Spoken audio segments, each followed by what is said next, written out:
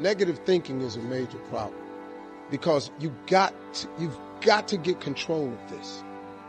You actually can control what this does. No one else is in charge. If the devil is in charge, it's because you gave him permission. You allowed him in. If God is operating up there, it's because you gave him permission. You allowed him in. It's not a magic trick, man. If you want to be successful, you have to get control of this. Like I was telling her earlier, look, you can eradicate negative thinking from your life. Now, it's not going to say you're not going to ever have a negative thought. That's not human. I have them, but I don't have them nowhere near as frequent as I used to because I learned what they are, how they work. I get rid of them. I don't have time for you. I'm on a positive track. I got things I'm trying to accomplish. I'm trying to be successful and I'm trying to be happy. If you're trying to be successful or happy, you have no room for negativity. The best way to mask yourself from negativity every morning is to start with gratitude. I'm telling you, man, it's a very simple process. Big thinking gets rid of negativity. Dreams and visions gets rid of negativity. But you got to remember, man, that you operate. When you pray, God ain't the only one here to pray. The devil is listening to you. So his job is to dissuade you. His job is to keep you off track. The devil ain't got but one job. He don't want you to be successful. He don't want you to discover your dream. He don't want you talking to God. So he get busy. He busy, man. He send people your way all the time. Now, what you cannot do is bury yourself by using your success compared to other people. See, because here's the danger. Let me teach you this. Success is not how far you got. Because, see, you're going to be disappointed all the time. Because somebody always further than you. So now you'll forever be disappointed. Success ain't how far you got. Success is how far you got from where you started. That's your success. That's yours. But you mean to tell me that I ain't smart enough to go, Steve?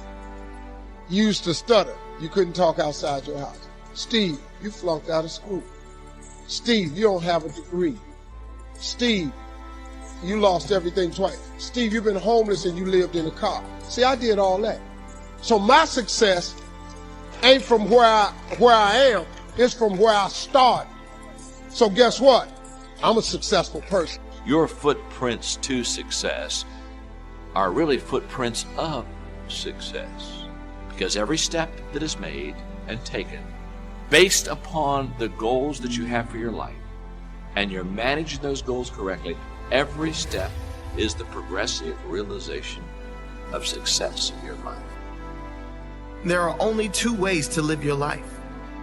One is as though nothing is a miracle.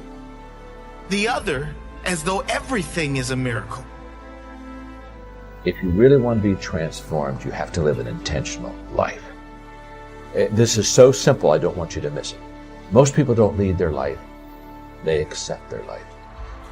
And when you accept your life, you are living on things that are not worthy of your time and effort and energy. Dominant culture that is designed to destroy your sense of self and your belief in yourself, and you have to learn ways in which you can begin to connect with this power that you have within yourself to handle where you are. The key is to be constantly in a perpetual process of discovering the truth of who you are and fighting constantly to look for ways in which you can escape the inner conversation. Everything that you do is habit form. And that includes hitting the snooze button.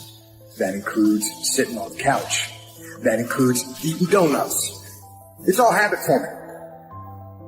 You know what else is habit forming? Discipline. Setting the alarm and getting up.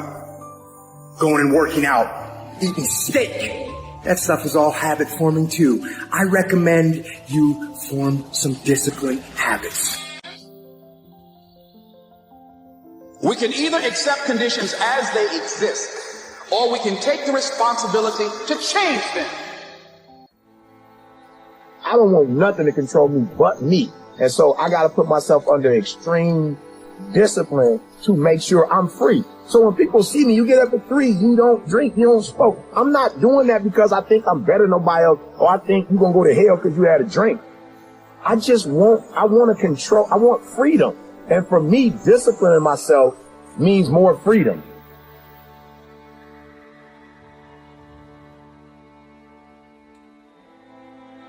Jot this down. Also give yourself a chance to change. Some things I held on to that I thought this was it. I'm telling you, after a while I gave it up, found out it wasn't it. So give yourself a chance to change. Refine your philosophy. Refine your direction.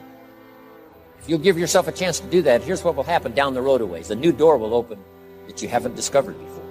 Give yourself a chance to change. Reevaluate. So let your library be a testimonial of your dedicated interest in accelerated personal development. That you will read whatever you have to read. You will hear whatever you must hear. And you will watch and see whatever you must see in order to make your life refined and worthwhile and achieve all of your purposes. It takes a lot of effort to learn. It takes a lot of effort to grow. It takes a lot of effort to decide and debate. But jot this down. It's all worth the price. Whatever stimulates you to think, whatever stimulates you to wonder, whatever stimulates you to react or even to debate, even if you hear something you say, well, that's not right, see, that's still valuable. It means you're awake. It means you're alert. It means you're alive. It means your mind is ready to take on something, whether it's agreeable or not agreeable. Something right, something wrong. Who cares what it is? We've got to listen to a variety of voices. And some are going to come from the left and some are going to come from the right. And some are going to come from mysterious sources. And some will try to entice you with all kinds of stuff. But that's okay, just so you're alive and alert and awake, ready to process anything that comes your way. Take the best of it and make it beneficial so that tomorrow you walk with a stronger step. Next month you see a clearer vision. And a month from now, the purpose for your life is multiplied by 2, 3, 5. That's what I want to create here. Here's one that's important. As you read and as you listen and as you study and as you grow and as you take notes and as you fill up your journal, then try to work on the ideas to make yourself valuable in the marketplace. Here's something to remember under personal development, some things I had to learn.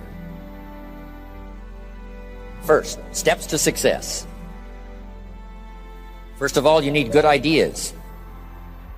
Just decide right now you're going to accelerate your plan for collecting good ideas. Ideas for your life, ideas for your health, ideas for your marriage, your relationships. Ideas that stimulate. One idea sometimes leads to the next, needs to the next. And the 4 or 5 ideas in the future that really thrust acceleration into your life, you couldn't have gotten unless you went through the first one and the second one and the third one. Learning to handle the passing of time. Jot this down if you're involved in business. You've got to give your project time. You've got to give your people time.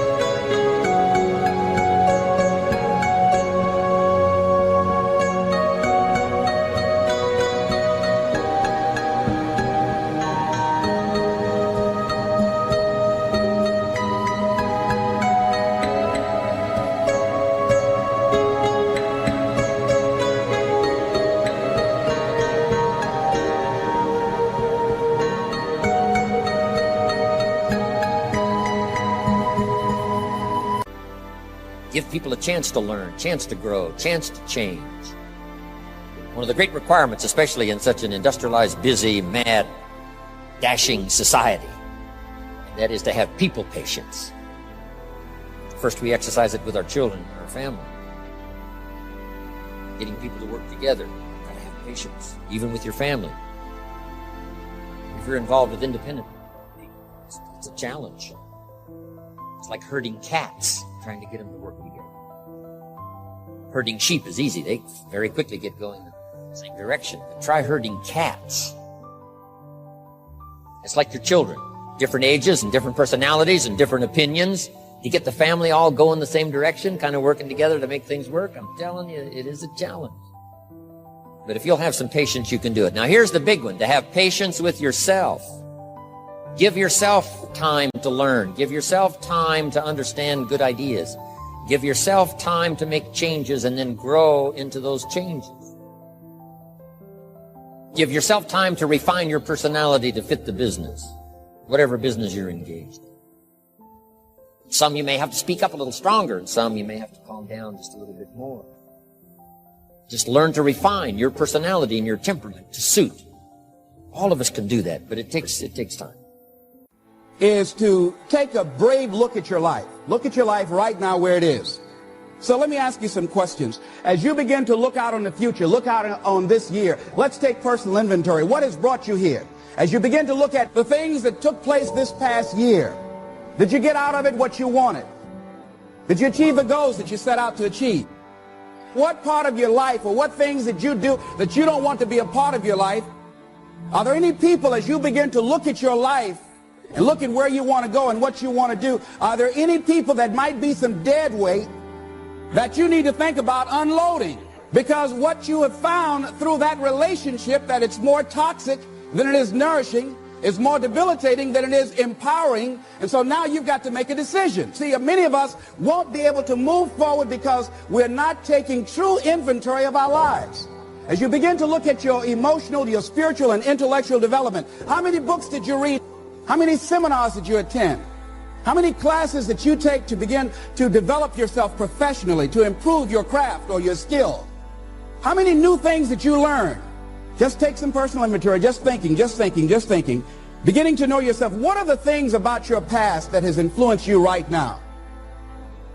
What's your philosophy of life? What are your beliefs, things that you feel very strongly about?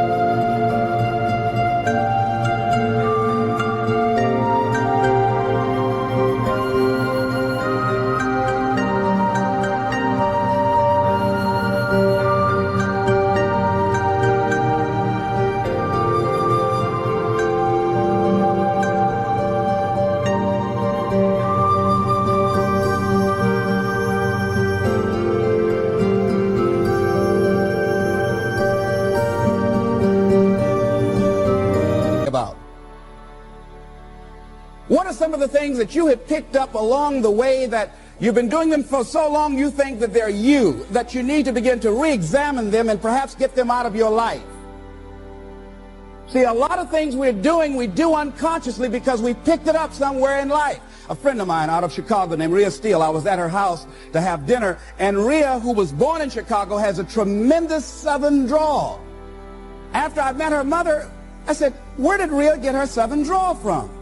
She said, my sisters came up from Kentucky, and they used to be her babysitter.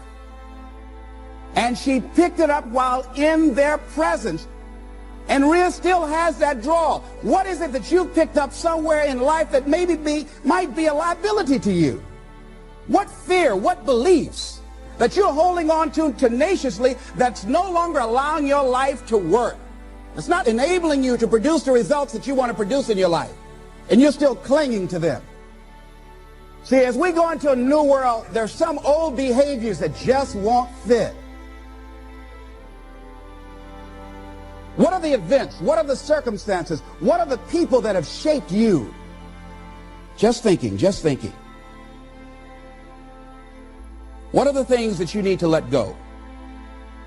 Some things that have cost you pain, that's stifling your growth and development. What are those things?